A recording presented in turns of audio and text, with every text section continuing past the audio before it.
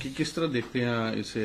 अभी जिस तरह लोकसभा इलेक्शंस भी आने वाले हैं और आने वाले दिनों में असेंबली इलेक्शंस भी होंगे जम्मू कश्मीर में, तो क्या कहेंगे इसे? नहीं, मैं तो ये कहूंगा कि इलेक्शंस दरकिनार, लेकिन मोदी जी के साथ जम्मू के लोगों को, जम्मू कश्मीर के वासियों को एक खास किस्म का जुड़ाव है, एक खास किस्म का स्नेह मोहब्बत। और ये अब से नहीं, आरंभ से ही। मोदी जी जब प्रधानमंत्री नहीं बने थे तो उन्होंने तब भी अपना प्रधानमंत्री उम्मीदवार के रूप में चुनावी अभियान जम्मू कश्मीर से ही प्रारंभ किया था, माता वैष्णो देवी के दरबार में माथा टेक करके। उसके बाद जम्मू कश्मीर में ही प्रधानमंत्री बनने के बाद उनका पहला प्रमुख कार्यक्रम रहा माता वैष्णो देवी कटरा के रेल स्टेशन का लोकार्पण का। उसके उपरांत जब यहां बाढ़ आई तो मोदी जी पहली दीपावली भी यहीं मनाने आए, और आजादी के बाद का सबसे बड़ा पैकेज भी जम्मू कश्मीर को मोदी जी के ही हाथों से मिला। कहने का तात्पर्य है कि मोदी जी ने प्रारंभ में ही कहा था कि जो क्षेत्र देश के विकसित नहीं हो पाए उस तरह से, जिस तरह से होना चाहिए थे, या दूसरे क्षेत्रों की तुलना में उनका विकास नहीं हो पाया उतनी मात्रा में, चाहे उसमें राजनीतिक कारण रहे होंगे या वोट की राजनीति रही होगी, उनको बराबर की सतह में विकसित करके लाया जाएगा, और वो उन्होंने कर दिखाया। उनके आने से पहले यहां पर क्षेत्रीय भेदभाव और तुष्टीकरण की राजनीति की शिकायतें रहती थी, वो भी जाती रही। संतुलित विकास हुआ, राष्ट्रीय स्तर की योजनाएं हुई, कभी किसी ने जो कल्पना नहीं की थी वो परिवर्तन हुआ, वो ट्रांसफॉर्मेशन हुई। कभी किसी ने सोचा था कि वो प्रदेश जहां पर के जम्मू में रेल की पटरी 1972 में पहुंची, 50 साल तक रेल की पटरी आगे नहीं बढ़ पाई, वहां पर आज हम कश्मीर घाटी तक रेल पहुंचाने की बात कर रहे हैं, और दुनिया का सबसे ऊंचा रेल का पुल जम्मू कश्मीर में निर्माणित होता है, एल्फिल टावर से 35 मीटर ऊंचा।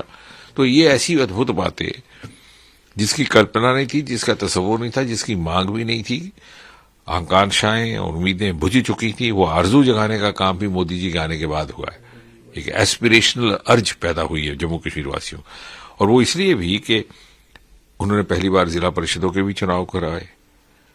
वास्तविक लोकतंत्र क्या होता है, जमीनी जमहूरियत क्या होती है, उसका एहसास भी उन्हीं के आने के बाद हुआ। पंचायतों के 73 और 74 मिनट भी लगाए, और इसलिए यहां के लोगों को हमेशा उनसे कोई ना कोई अपेक्षा रहती है। उन्होंने न केवल विकास के स्तर पर जम्मू कश्मीर को मुख्य धारा में लाया है, बल्कि सोच भी मुख्य धारा में लाने का कार्य किया है, चाहे वो अनुच्छेद 370 के जाने के बाद, और एक सामाजिक न्याय देने का काम।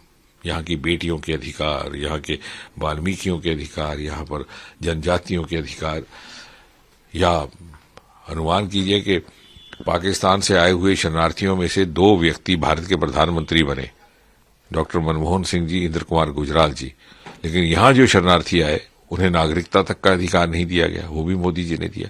तो ये एक निरंतर प्रयास, उनका परिश्रम, निष्ठा, प्रतिबद्धता है, उसका ये नतीजा है कि इस प्रकार का रिश्ता उनका जम्मू कश्मीर के साथ जुड़ गया है।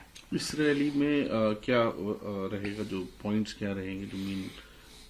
इसमें शिलान्यास और लोकार्पण के कार्यक्रम, लगभग 30,000 करोड़ से अधिक राशि को लेकर। उसके अतिरिक्त विकसित भारत का एक बड़ा सफल प्रयोग रहा है मोदी जी के नेतृत्व में। मोदी की गारंटी की गाड़ी देश के कोने कोने में, गांव गांव में घूमी है। जम्मू कश्मीर में तो बहुत ही अच्छा उसका परफॉर्मेंस रहा। मेरे अपने चुनावी क्षेत्र में दूर दराज के पहाड़ी इलाकों में इतना अधिक उसे रिस्पांस मिला है, अद्भुत।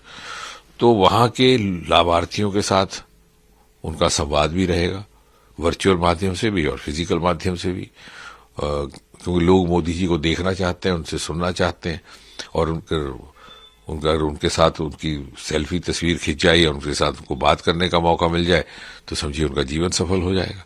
हर व्यक्ति इस समय मोदी जी के इस कार्यक्रम का हिस्सा बनना चाहता है। एम्स है, एजुकेशन हब है, ट्रेन है, किस तरह देखते हैं इसका भी इनॉग्रेशन? एम्स, मुझे लगता है कि बहुत केंद्र शासित प्रदेशों में अधिकतर एम्स होते ही नहीं है, और राज्यों में भी 1 होता है, यहाँ 2 है। ये इस बात की प्रामाणिकता है कि कितनी प्राथमिकता मोदी जी इस प्रदेश को देते हैं। बाकी थोड़े ही फासले के दायरे में IIT, IIM और इस तरह का इकोसिस्टम जो शिक्षा को लेकर के बना है, वो भी बहुत कम देखने को मिलता है देश में। और इसके अतिरिक्त उद्योग रोजगार को लेकर के अरोमा मिशन, पर्पल रेवोल्यूशन अथवा बैंगनी क्रांति, उसका जन्म भी जम्मू कश्मीर से हुआ, जिसका उल्लेख मोदी जी ने मन की बात में किया। कठुआ जैसे कस्बे का उन्होंने जिक्र किया। 26 जनवरी को कर्तव्य पथ पर उसकी झांकी, उसके टैबलों को भी दर्शाया गया। तो जम्मू कश्मीर ने जिस प्रकार से एक स्वाभिमान जागा है और अपने अंदर एक आत्मविश्वास जागा है कि हम भारत की मुख्य धारा में कुछ कंट्रीब्यूट कर सकते हैं, कुछ योगदान कर सकते हैं, ये भी मोदी जी के ही प्रयास से मुमकिन हुआ है।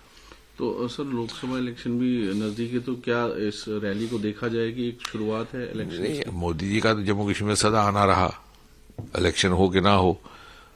और जैसे आज पूर्वोत्तर को मोदी जी के डेवलपमेंट मॉडल की मिसाल के तौर पर पेश किया जाता है, इसी तरह से जम्मू कश्मीर को लेकर के मोदी है तो मुमकिन है की मिसाल दी जाती है। कभी किसी ने जो सोचा ना था कि 370 हट जाए, कभी किसी ने सोचा ना था कि ये विकास के कार्य यहाँ आएंगे। आरक्षण में क्षेत्रीय भेदभाव इस कदर के एलओसी में 4% आरक्षण था, लेकिन इंटरनेशनल बॉर्डर पर नहीं था। युवाओं के भीतर भेदभाव किया जाता था राजनीतिक कारणों से। उस सबको जो मोदी जी ने समाप्त किया है, उससे उनकी एक विश्वसनीयता बनी है। अब इलेक्शन जो जम्मू कश्मीर के हैं, तो क्या वो भी एक्सपेक्टेड है जल्दी?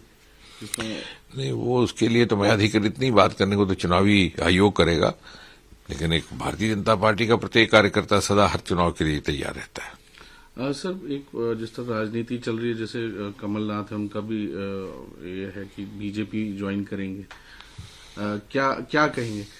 और वहीं यहाँ जैसे लोकल ये भी आ रहा है, नेता कह रहे हैं कि एनसीबी बीजेपी के साथ बात कर रही थी 2014 में। मैंने जैसे कुछ समय पहले ये कहा था कि हमारे विपक्षी दलों के जो नेता राजनीतिक कारणों से मोदी जी का विरोध करते हैं, वो ये नहीं जानते कि अगर वो घर के पिछवाड़े में देखें तो उनके अपने परिवार के सदस्य भी मोदी जी को ही वोट डालने वाले हैं। तो ये लगता है कि जैसे एनसी की बात आ रही है कि बातचीत कर रहे थे बीजेपी के नहीं, वो अब उसमें जाने की आवश्यकता नहीं है। अब हमें आगे के सफर की तरफ नजर रखनी है। मोदी जी का तो जम्मू कश्मीर में सदा आना रहा, इलेक्शन हो कि ना हो। और जैसे आज पूर्वोत्तर को मोदी जी के डेवलपमेंट मॉडल की मिसाल के तौर पर पेश किया जाता है, इसी तरह से जम्मू कश्मीर को लेकर के मोदी है तो मुमकिन है की मिसाल दी जाती है। कभी किसी ने जो सोचा ना था कि 370 हट जाए, कभी किसी ने सोचा ना था कि ये विकास के कार्य यहाँ आएंगे। आरक्षण में क्षेत्रीय भेदभाव इस कदर के एलओसी में 4% आरक्षण था, लेकिन इंटरनेशनल बॉर्डर पर नहीं था। युवाओं के भीतर भेदभाव किया जाता था राजनीतिक कारणों से। उस सबको जो मोदी जी ने समाप्त किया है, उससे उनकी एक विश्वसनीयता बनी है। अब इलेक्शन जो जम्मू कश्मीर के हैं, तो क्या वो भी एक्सपेक्टेड है जल्दी? नहीं, वो उसके लिए तो मैं अधिकृत नहीं बात करने को तो चुनावी आयोग करेगा, लेकिन एक भारतीय जनता पार्टी का प्रत्येक कार्यकर्ता सदा हर चुनाव के लिए तैयार रहता है।